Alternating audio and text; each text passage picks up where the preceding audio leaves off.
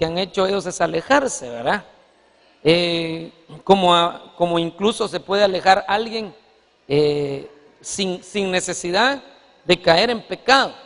Se puede alejar de Dios de muchas maneras, ¿verdad?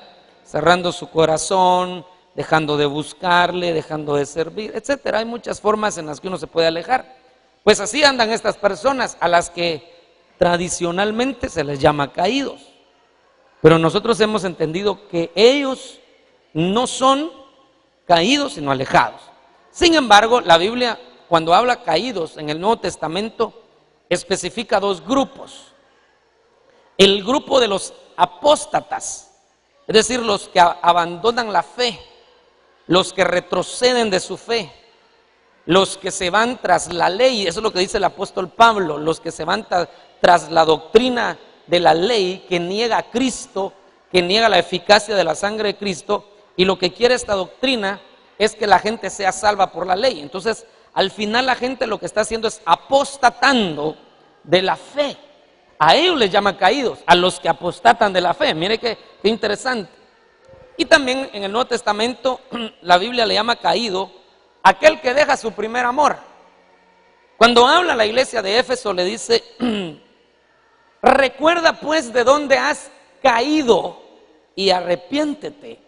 Entonces note que le está hablando a gente de la iglesia que cayó estando en la iglesia.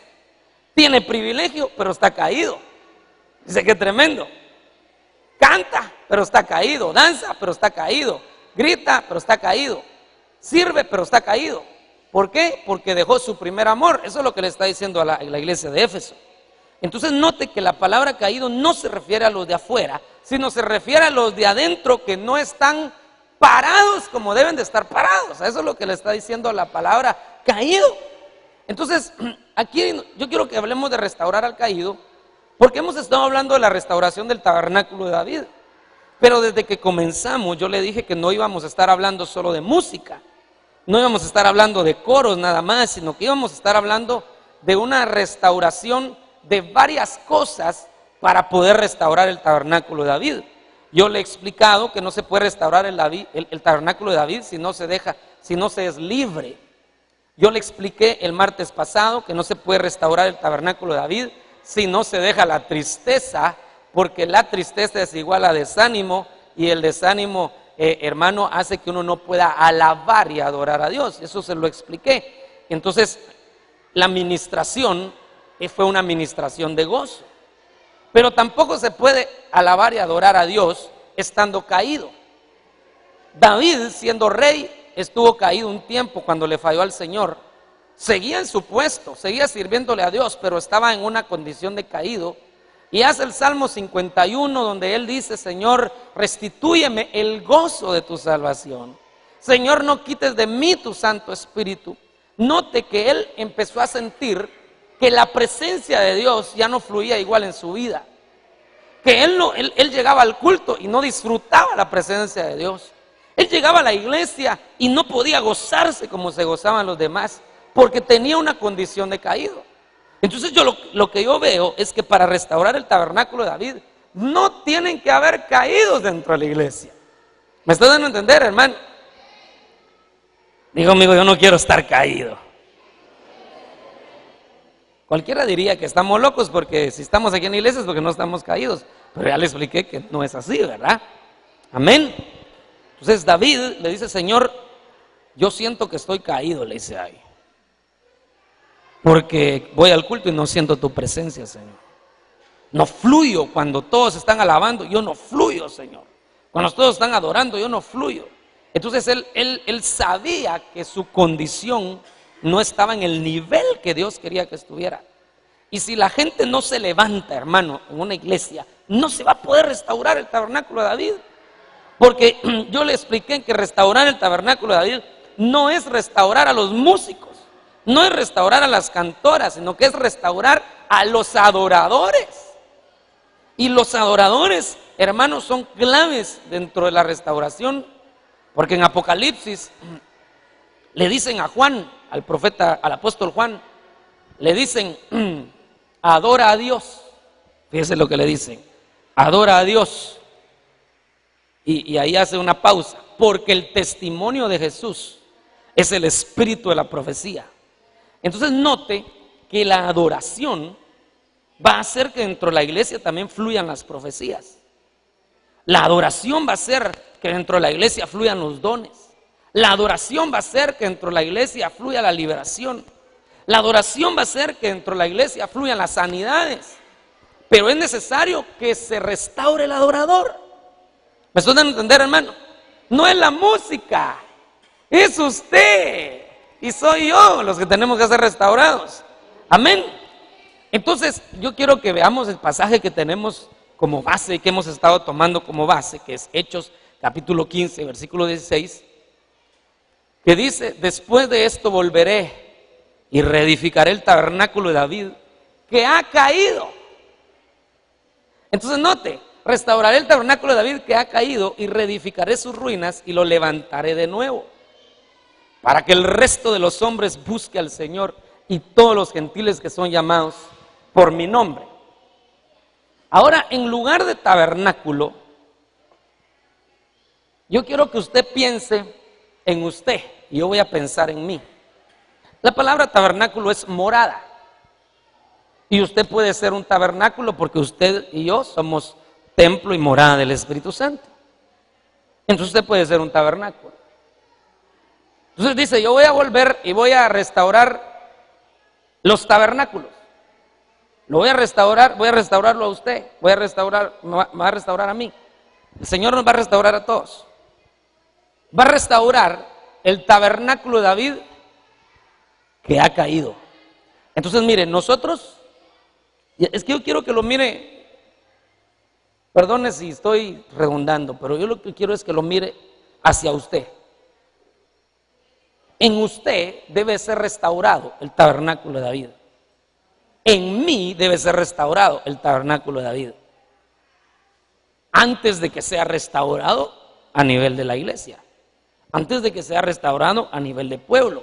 Pero dice: restauraré el tabernáculo de David que ha caído. Entonces dentro de nosotros hay un tabernáculo caído que se tiene que restaurar. Y luego dice: y reedificaré sus ruinas y lo levantaré de nuevo. Lo levantaré de nuevo. Dios quiere un pueblo levantado. Dios quiere un pueblo que camine firme. Dios quiere un pueblo que camine animado. Dios quiere un pueblo esforzado, que no se detenga, hermano. Y mire, lo felicito hoy porque a pesar de que ha estado lloviendo, usted se dio cita y vino a la casa de Dios, ¿verdad? Lo felicito, hermano. Dígase usted mismo: te felicito por estar aquí. Dígase usted mismo. Muy bien, entonces el Señor, para restaurar el tabernáculo de David, tiene que restaurar en nosotros la naturaleza caída. Para restaurar el tabernáculo de David. Muy bien. Este es un texto que pareciera que no tiene relación, pero yo después le voy a explicar. Nosotros somos primogénitos, dice Hebreos 12, 22, 23. Vosotros, en cambio, os habéis acercado al monte Sión y a la ciudad del Dios vivo, la Jerusalén celestial, y a miríadas de ángeles, a la asamblea general e iglesia de los primogénitos que están inscritos en los cielos, y a Dios, el juez de todos, y a los espíritus de los justos hechos ya perfectos. Entonces dice que nosotros tenemos que formar parte de una asamblea, de una iglesia, y esa iglesia es la iglesia de los primogénitos. Entonces usted y yo somos primogénitos. Yo le quiero hacer una pregunta: ¿siempre fuimos primogénitos nosotros? ¿Qué dice usted? ¿Siempre fuimos primogénitos? No, si nos ponemos como pueblo, el pueblo primogénito fue Israel, no fuimos nosotros. Si nos ponemos como creación humana, ni siquiera somos la primera creación humana. Yo le expliqué eso de las creaciones la vez pasada. Y además la Biblia dice que Jesucristo es el primogénito de toda la creación. Entonces nunca fuimos primogénitos. pero ahora somos primogénitos. No fuimos, no éramos primogénitos, pero ahora somos primogénitos. Ahora, ¿por qué le estoy poniendo este pasaje? Porque los primogénitos siempre fueron de Dios. Para que nosotros nos convirtiéramos en pueblo de Dios, nos tuvieron que convertir en primogénitos. Yo quiero que miremos, es que este texto lo dejé de último, pero se lo voy a mencionar. El Señor Jesucristo es el primogénito. Amén. Él tenía los derechos de primogenitura.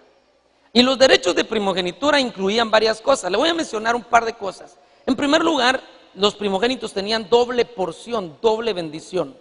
Sea sobre ti el rocío del cielo y las grosuras de la tierra. Doble bendición para los primogénitos. Bendición espiritual y bendición material. Eso es para los primogénitos.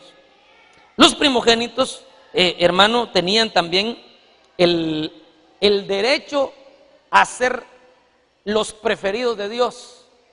La Biblia dice que el Señor escogió a los primogénitos para consagrarlos para Él.